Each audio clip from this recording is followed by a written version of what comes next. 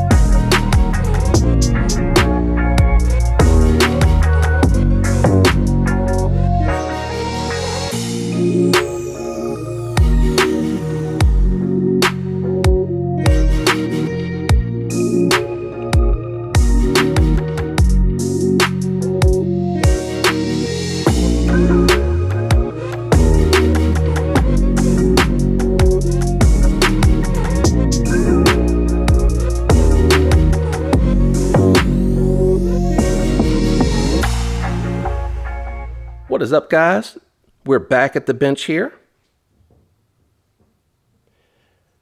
I have completed the install of the Flytanium bar lock, and the first thing that I noticed right away is I don't know if it's because the titanium is able to be brought to a more fine point, but I definitely noticed that the grip is much improved.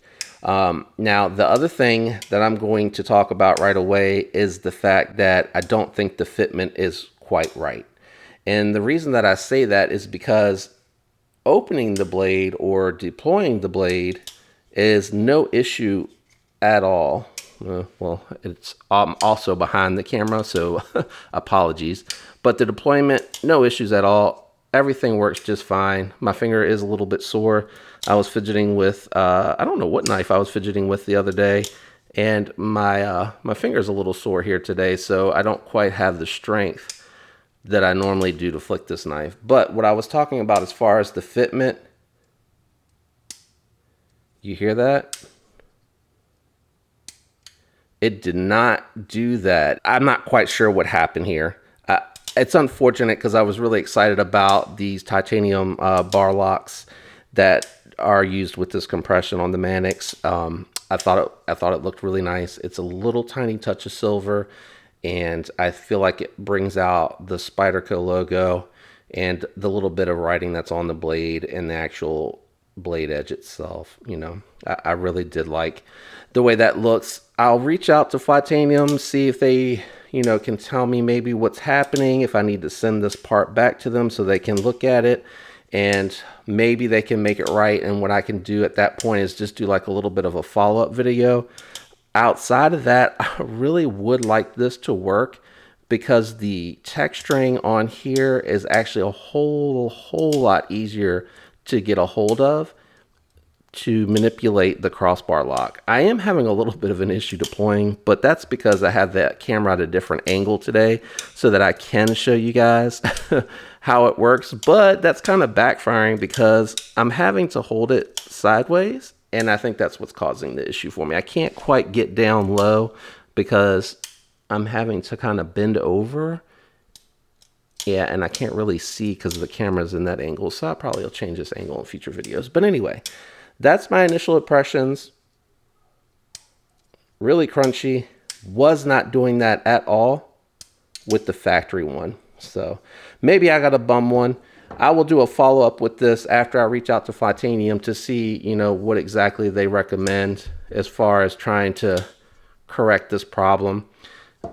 I wish I could say, you know, definitely run out there and get it, but until I can find out a little bit more about what's going on with my crossbar lock from Flytanium, I can't really recommend it. It actually worsens the experience with the Manix because the plastic one didn't do that at all. And if they can't do anything about it, I'll probably just go back and put the factory one on there and be just a little bit disappointed, because this jimping